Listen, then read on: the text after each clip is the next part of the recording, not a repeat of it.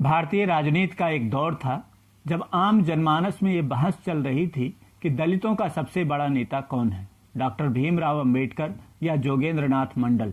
राजनीतिक मंचों से जोगेंद्र नाथ मंडल स्वयं डॉक्टर अंबेडकर को अपना नेता सार्वजनिक तौर पर घोषित किया करते थे, परंतु 1947 आते आते जोगेंद्र नाथ मंडल मुस्लिम लीग के साथ चले गए और मोहम्मद अली जिन्ना का नेतृत्व स्वीकार किया। पाकिस्तान जाकर वहां कानून एवं श्रम मंत्री बने। आखिर ऐसा क्या हुआ कि मात्र 3 वर्षों में ही मंत्री जोगेंद्र नाथ मंडल का दलित मुस्लिम एकता के मुस्लिम लीगी नारे से घृणा हो गई और अपने पद से इस्तीफा देकर भारत में वापस आकर गुमनाम सी जिंदगी बितानी पड़ी। आखिर मंडल ने भारत विभाजन का समर्थन क्यों किया? विभाजन के बाद भारत के बजाय पाकिस्तान को क्यों चुना? जय भीम जय मीम के नारे से घृणा क्यों हुई? जैसे अनेकों प्रश्नों का जवाब उन्होंने स्वयं दिया पाकिस्तान के तत्कालीन प्रधानमंत्री लियाकत अली खान को लिखे अपने त्याग पत्र के माध्यम से। तो आइए सीधे उनका त्याग पत्र ही पढ़ते हैं कि क्या लिखा है उसमें। मेरे प्रिय प्रधानमंत्री, पूर्वी बंगाल के पिछड़े हिंदू जन समुदाय के उत्थान हेतु मेरे आजीवन मिशन की विफलता पर भारी मन और अत्यंत निराशा की भावना के साथ मैं आपकी कैबिनेट की सदस्यता से त्यागपत्र देने के लिए विवश महसूस कर रहा हूं। यह उचित होगा कि मैं उन कारणों के बारे में विस्तार से बताऊं जिन्होंने भारत पाकिस्तान उपमहाद्वीप के इस महत्वपूर्ण मोड़ पर मुझे यह निर्णय लेने के लिए प्रेरित किया है। मैं अपने त्यागपत्र के दूरवर्ती और तात्कालिक कारणों का बयान करूं, इससे पहले लीग के साथ मेरे सहयोग की अवधि के दौरान हुई महत्वपूर्ण घटनाओं की एक संक्षिप्त पृष्ठभूमि देना उपयोगी हो सकता है। फरवरी 1943 में बंगाल के कुछ प्रमुख लीगी नेताओं द्वारा संपर्क किए जाने के बाद मैं उनके साथ बंगाल विधानसभा में काम करने के लिए सहमत हो गया। मार्च 1943 में फजलुल हुक सरकार गिरने के बाद मैं अनुसूचित जाति के 21 विधायकों की पार्टी के साथ मुस्लिम लीग संसदीय दल के तत्कालीन नेता ख्वाजा नजीमुद्दीन के साथ सहयोग करने के लिए सहमत हुआ, जिन्होंने अप्रैल 1943 में मंत्रिमंडल का गठन किया। हमारा सहयोग कुछ विशिष्ट शर्तों के आधार पर था, जैसे कि मंत्रिमंडल में अनुसूचित जाति के 3 मंत्रियों को शामिल करना, अनुसूचित जातियों की शिक्षा के लिए वार्षिक आवर्ती अनुदान के रूप में 5 लाख रुपए की राशि का अनुमोदन और सरकारी सेवाओं में नियुक्ति के मामले में सांप्रदायिक अनुपात नियम का अयोग्य परिपालन। इन शर्तों के अलावा जिन मुख्य उद्देश्यों ने मुझे मुस्लिम लीग के साथ सहयोग करने के लिए प्रेरित किया, उसमें पहला यह भी था कि बंगाल में मुसलमानों के आर्थिक हित सामान्यतः अनुसूचित जातियों के साथ समान थे। मुसलमानों में अधिकांश किसान और मजदूर थे और इसलिए अनुसूचित जाति के सदस्य थे। मुसलमानों का एक वर्ग मछुआरों का था, जैसा कि अनुसूचित जातियों का भी एक वर्ग था। और दूसरा यह कि अनुसूचित जाति और मुसलमान दोनों ही शैक्षिक रूप से पिछड़े थे। मुझे समझाया गया कि लीग और उसकी सरकार के साथ मेरा सहयोग विधायी और प्रशासनिक उपायों के व्यापक पैमाने पर होगा, जिससे बंगाल की आबादी के विशाल हिस्से के पारस्परिक कल्याण को बढ़ावा देने और निहित स्वार्थ व विशेषाधिकारों की बुनियाद को कम करने के साथ सांप्रदायिक शांति और सद्भाव का कारण बनेगा। यहाँ उल्लेख किया जा सकता है कि ख्वाजा नजीमुद्दीन ने अपने मंत्रिमंडल में 3 अनुसूचित जाति के मंत्रियों को लिया और मेरे समुदाय के सदस्यों में से 3 को संसदीय सचिव नियुक्त किया। मार्च 1946 में हुए आम चुनावों के बाद श्री H.S. सोहरावर्दी मार्च 1946 में लीग संसदीय दल के नेता बने और अप्रैल 1946 में लीग सरकार का गठन किया। महासंघ के टिकट पर जीतने वाला मैं अनुसूचित जाति का एकमात्र सदस्य था। मुझे श्री सोहरावर्दी के मंत्रिमंडल में शामिल किया गया था। कलकत्ता में मुस्लिम लीग द्वारा उस वर्ष के अगस्त माह के 16वें दिन को सीधे कार्यवाही दिवस के रूप में मनाया गया। जैसा कि आप जानते हैं, इसके परिणाम स्वरूप सर्वनाश हुआ। हिंदुओं ने लीग सरकार से मेरे त्यागपत्र की मांग की। मेरा जीवन संकट में था। मुझे लगभग हर दिन धमकी भरे पत्र मिलने लगे, लेकिन मैं अपनी नीति पर कायम रहा। इसके अलावा मैंने अपने जीवन के जोखिम पर भी अपनी पत्रिका जागरण के माध्यम से अनुसूचित जाति के लोगों से कांग्रेस और मुस्लिम लीग के बीच खूनी झगड़े से खुद को दूर रखने की अपील जारी की। मैं इस तथ्य को कृतज्ञतापूर्वक स्वीकार नहीं कर सकता कि मुझे आक्रोशित हिंदू भीड़ के प्रकोप से अपनी जाति के हिंदू पड़ोसियों द्वारा बचाया गया था। कलकत्ता नरसंहार के बाद अक्टूबर 1946 में नोआखली दंगा हुआ था। वहां अनुसूचित जातियों के सहित हिंदुओं की हत्या कर दी गई और सैकड़ों को इस्लाम में धर्मांतरित कर दिया गया। हिंदू महिलाओं का बलात्कार और अपहरण किया गया। मेरे समुदाय के सदस्यों को भी जान माल का नुकसान हुआ। इन घटनाओं के तुरंत बाद मैंने टिप्पेरा और फेनी का दौरा किया और कुछ दंगा प्रभावित क्षेत्रों को देखा। हिंदुओं के भयानक कष्टों ने मुझे दुख से भर दिया, लेकिन फिर भी मैंने मुस्लिम लीग के साथ सहयोग की नीति जारी रखी। कलकत्ता हत्याकांड के तुरंत बाद सोहरावर्दी सरकार के खिलाफ अविश्वास प्रस्ताव लाया गया। केवल मेरे प्रयासों के कारण ही अब तक कांग्रेस के साथ रहे विधानसभा के 4 एंग्लो इंडियन सदस्यों और 4 अनुसूचित जाति के सदस्यों का समर्थन प्राप्त किया जा सका था, जिसके बिना सरकार हार गई होती। अक्टूबर 1946 में सबसे अप्रत्याशित रूप से श्री सोहरावर्दी के माध्यम से भारत की अंतरिम सरकार में एक सीट का प्रस्ताव मेरे पास आया। अपनी हिचकिचाहट से निकलने और अपना अंतिम निर्णय लेने के लिए केवल 1 घंटे का समय दिए जाने के बाद मैंने केवल इस शर्त के साथ प्रस्ताव को स्वीकार किया, सहमति जताई कि यदि मेरे नेता डॉक्टर BR अम्बेडकर ने मेरे इस कदम को अस्वीकार कर दिया तो मुझे त्यागपत्र देने की अनुमति दी जानी चाहिए। हालांकि सौभाग्य से मुझे लंदन से भेजे गए टेलीग्राम में उनकी स्वीकृति मिल गई। कानून मंत्री का कार्यभार संभालने के लिए दिल्ली रवाना होने से पहले मैंने बंगाल के तत्कालीन मुख्यमंत्री श्री सोहरावर्दी को उनके मंत्रिमंडल में मेरे स्थान पर 2 मंत्रियों को लेने और अनुसूचित केस फेडरेशन समूह से 2 संसदीय सचिवों को नियुक्त करने के लिए राजी कर लिया। मैं 1 नवंबर 1946 को अंतरिम सरकार में शामिल हुआ। लगभग 1 महीने के बाद जब मैंने कलकत्ता का दौरा किया तो श्री सोहरावर्दी ने मुझे पूर्वी बंगाल के कुछ हिस्सों, विशेष रूप से गोपालगंज उपमंडल में, जहां नाम शूद्र बहुत अधिक मात्रा में थे, अत्यधिक सांप्रदायिक तनाव से अवगत कराया। उन्होंने मुझे उन क्षेत्रों का दौरा करने, मुसलमानों और नाम शूद्रों की सभाओं को संबोधित करने का अनुरोध किया। तथ्य यह था कि उन क्षेत्रों में नाम शूद्रों ने प्रतिशोध की तैयारी कर ली थी। मैंने भारी भीड़ वाली लगभग दर्जन भर सभाओं में भाग लिया। परिणाम यह हुआ कि नाम शूद्रों ने प्रतिशोध का विचार छोड़ दिया। इस प्रकार एक अपरिहार्य खतरनाक सांप्रदायिक उपद्रव टल गया। कुछ महीने के बाद ब्रिटिश सरकार ने भारत के विभाजन के लिए कुछ प्रस्तावों को शामिल करते हुए अपने 3 जून का वक्तव्य 1947 जारी किया। इसमें पूरा देश, विशेष रूप से पूरा गैर मुस्लिम भारत भौचक रह गया।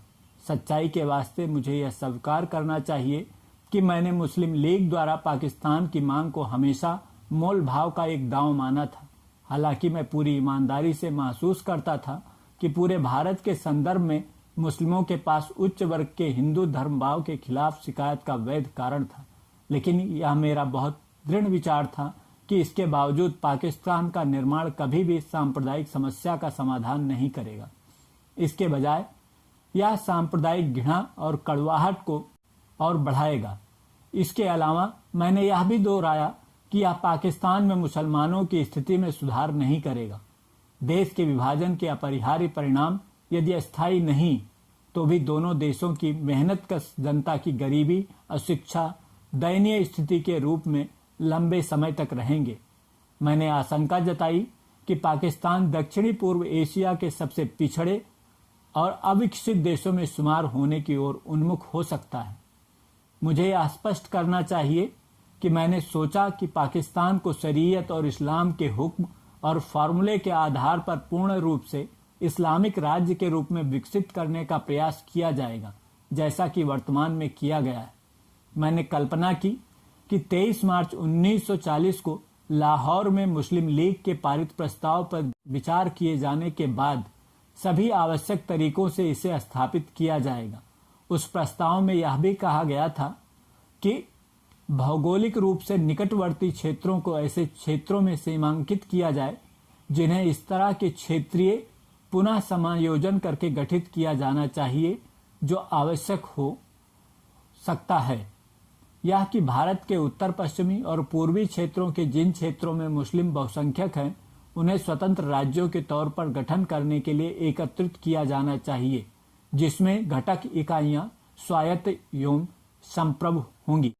सेकंड, इन इकाइयों में अल्पसंख्यकों के धार्मिक, सांस्कृतिक, राजनीतिक, प्रशासनिक और अन्य अधिकारों और उनके हितों के संरक्षण के लिए और उनसे विचार विमर्श करके संविधान में पर्याप्त, प्रभावी और अनिवार्य सुरक्षा उपायों को विशेष रूप से प्रदान किया जाना चाहिए। इस सूत्र में स्पष्ट रूप से कहा गया था कि उत्तर पश्चिमी और पूर्वी मुस्लिम क्षेत्रों को दो स्वतंत्र राज्यों में गठित किया जाना चाहिए। कि इन राज्यों की घटक इकाइयों स्वायत्त और संप्रभु होनी चाहिए।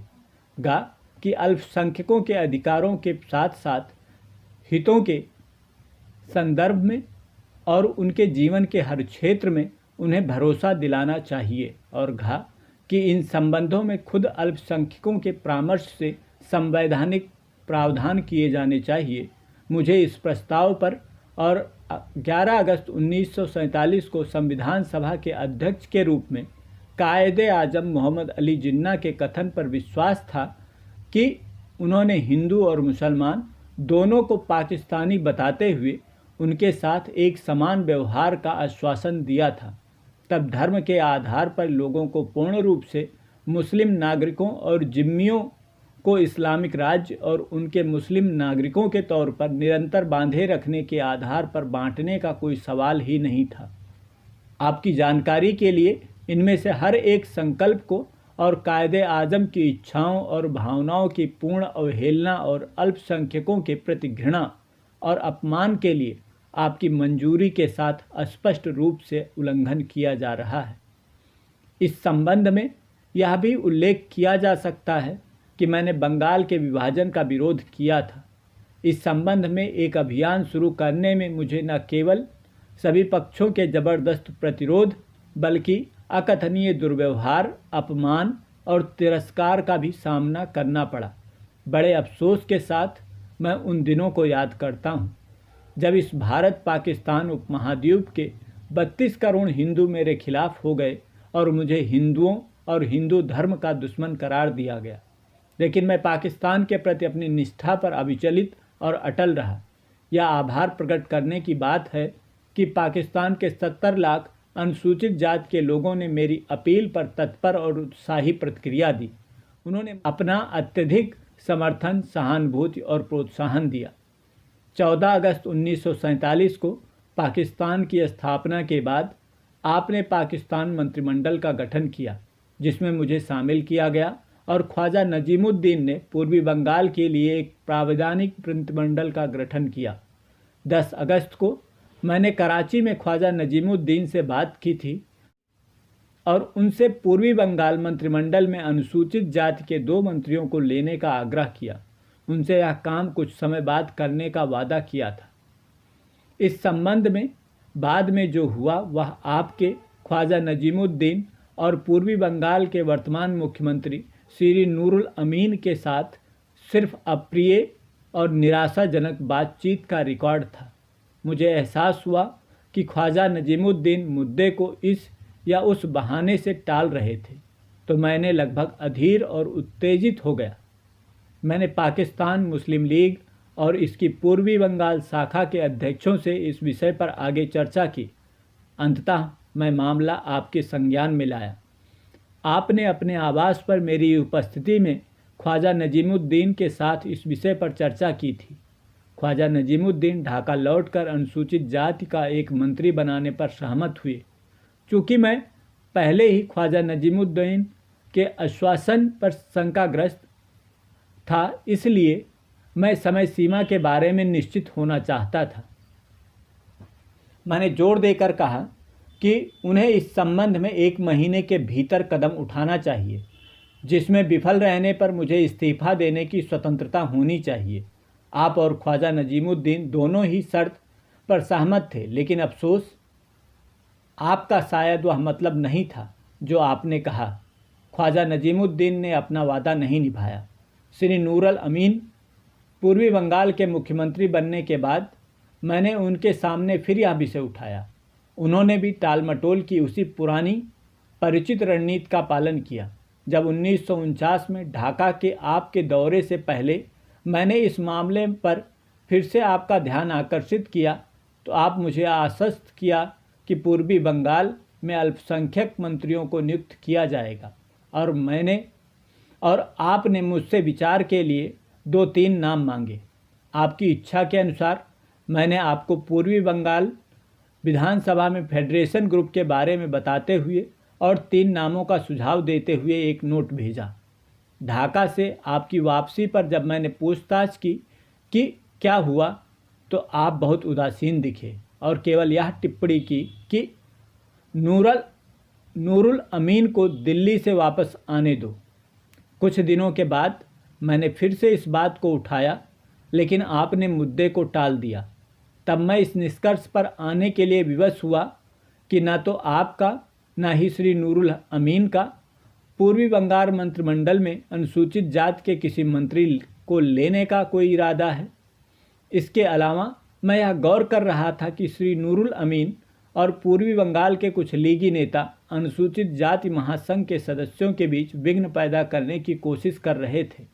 मुझे ऐसा लगा कि मेरे नेतृत्व और व्यापक लोकप्रियता को नुकसानदायक माना गया। पाकिस्तान के आमतौर पर अल्पसंख्यकों और विशेष रूप से अनुसूचित जाति के हितों की रक्षा के लिए मेरे मुखर, सतर्क और ईमानदारी भरे प्रयास पूर्वी बंगाल सरकार और कुछ लीगी नेताओं के लिए नाराज़गी के विषय थे।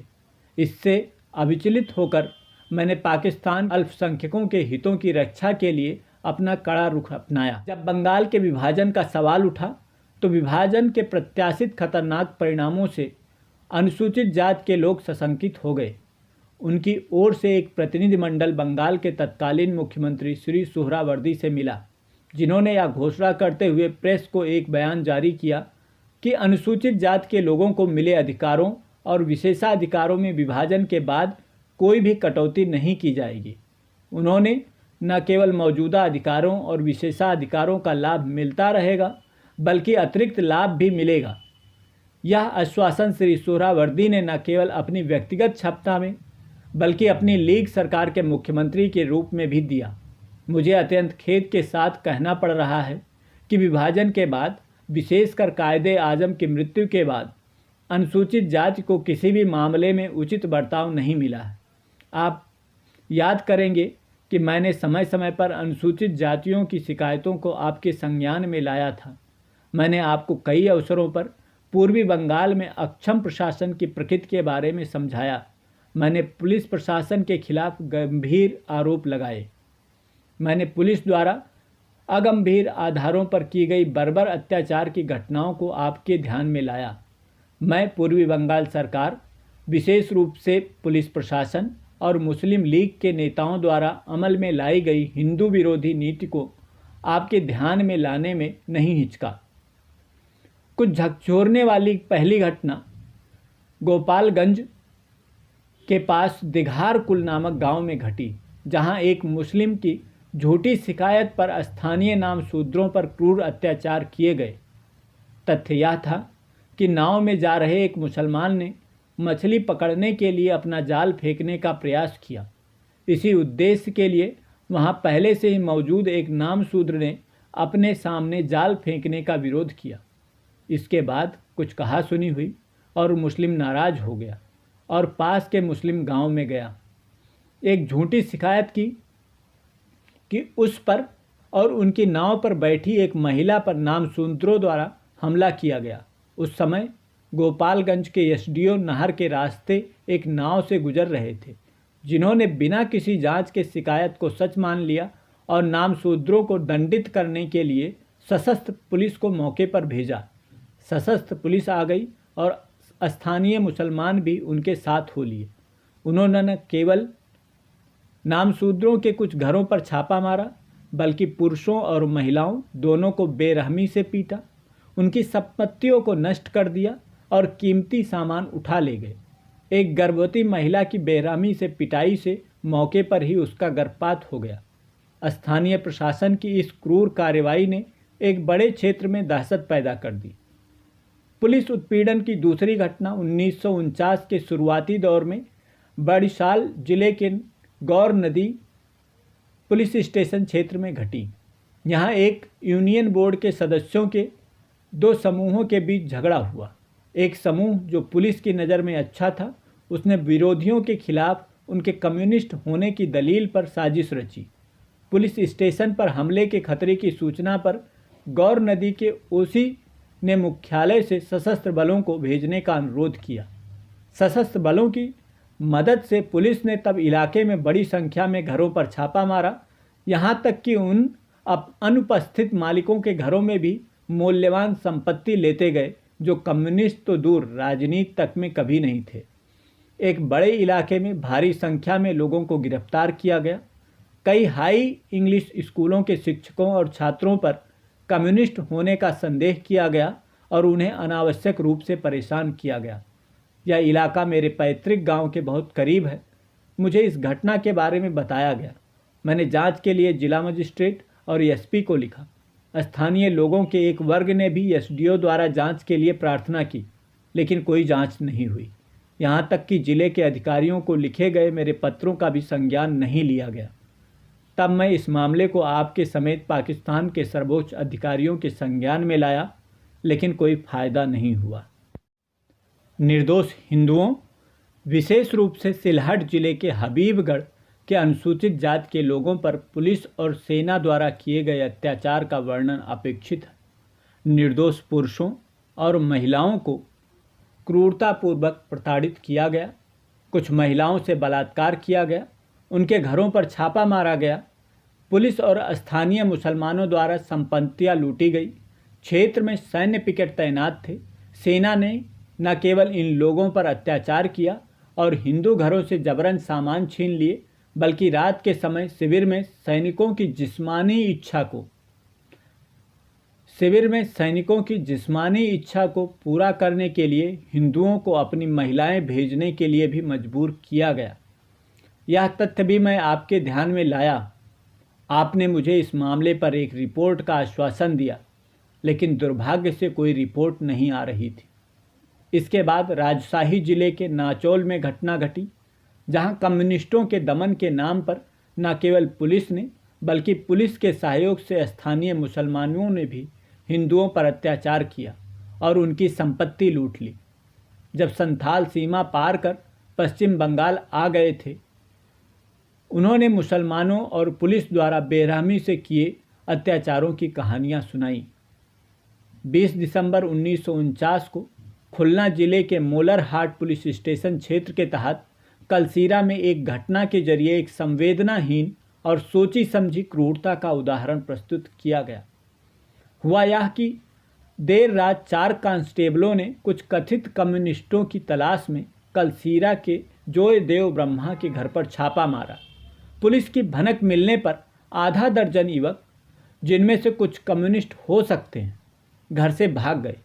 पुलिस कांस्टेबल ने घर में घुसकर जयदेव ब्रह्मा की पत्नी के साथ मारपीट की, जिसके चिल्लाने की आवाज़ से घर से भागे उसके पति और कुछ साथी विवश हो गए। ये हताश होकर फिर से घर में आए, जहां केवल 4 कांस्टेबल एक बंदूक के साथ मिले। संभवतः इससे उत्साहित उन युवाओं ने एक सशस्त्र कांस्टेबल पर जानलेवा हमला किया था, जिसकी मौके पर ही मौत हो गई। युवकों ने तब एक और कांस्टेबल पर हमला किया, जबकि 2 अन्य भाग गए और उन्होंने अलार्म बजा दिया, जिसे सुनकर कुछ पड़ोसी उनके बचाव में आ गए। चूँकि घटना सूर्योदय से पहले अंधेरा रहने पर हुई थी, इसलिए ग्रामीणों के आने से पहले हमलावर शव लेकर भाग गए। अगले दिन दोपहर से खुलना के एसपी, सैन्य टुकड़ी और सशस्त्र पुलिस के साथ मौके पर पहुंचे। इस बीच हमलावर भाग गए और बुद्धिमान पड़ोसी भी भाग गए, लेकिन अधिकांश ग्रामीण अपने घरों में बने रहे, क्योंकि वह बिल्कुल निर्दोष थे और इस घटना के परिणाम को भांपने में विफल रहे। इसके बाद एसपी, सैन्य टुकड़ी, सशस्त्र पुलिस ने पूरे गांव के निर्दोष लोगों को बेरहमी से पीटना शुरू कर दिया। पड़ोसी मुस्लिमों को उनकी संपत्ति लूटने के लिए प्रोत्साहित किया गया। बहुत से लोग मारे गए और पुरुषों और महिलाओं को जबरन धर्मांतरित किया गया। घर में देव प्रतिमाओं को तोड़ दिया गया और पूजा स्थलों को उजाड़ दिया गया और नष्ट कर दिया गया। कई महिलाओं के साथ पुलिस, सेना और स्थानीय मुसलमानों ने बलात्कार किया। इस प्रकार एक प्रमाणिक नर्क न केवल भारी आबादी वाले 1 से 1.5 मील लंबे कलसीरा गांव में, बल्कि कई पड़ोसी नामशूद्र गांवों में भी पसरा था। कलसीरा गांव पर प्रशासन ने कभी भी कम्युनिस्ट गतिविधियों का स्थल होने का भी संदेह नहीं किया था। कलसीरा से 3 मील दूर स्थित झालारंगा नामक एक अन्य गांव को कम्युनिस्टों गतिविधियों का केंद्र माना जाता था। उन दिनों पुलिस की एक बड़ी टुकड़ी ने कथित कम्युनिस्टों की तलाश में इस गांव पर छापा मारा था, जिनमें से कई भाग निकले और कलसीरा गांव के उक्त घर में शरण ली, जो उनके लिए एक सुरक्षित स्थान माना जाता था। मैंने 28 फरवरी 1950 को कलसीरा और 1 या 2 पड़ोसी गांवों का दौरा किया। खुलना के एसपी और जिले के कुछ प्रमुख लीगी नेता मेरे साथ थे। जब मैं कलसीरा गांव में आया तो मैंने उस स्थान पर सिर्फ और सिर्फ उजाड़ और खंडहर पाया। एसपी की उपस्थिति में मुझे बताया गया कि इस गांव में 350 घर थे और इनमें से केवल 3 को बख्शा गया था और बाकी को ढहा दिया गया था। नामशूद्रों की देसी नावें और मवेशी सब कुछ लूट लिया गया था। मैंने इन तथ्यों को मुख्यमंत्री, मुख्य सचिव, पूर्वी बंगाल के पुलिस महानिरीक्षक और आपको सूचित किया। इस संबंध में उल्लेख किया जा सकता है कि इस घटना की खबर पश्चिम बंगाल प्रेस में प्रकाशित हुई थी और इसने वहां के हिंदुओं में कुछ अशांति पैदा की। कलसीरा के बहुत से पीड़ित पुरुष और महिलाएं दोनों बेघर और निराश्रित होकर कलकत्ता भी आए थे और उन्होंने अपनी यात्रा की कहानियां सुनाई, जिसके परिणाम स्वरूप पश्चिम बंगाल में जनवरी के अंतिम समय में कुछ सांप्रदायिक झड़पें भी हुईं।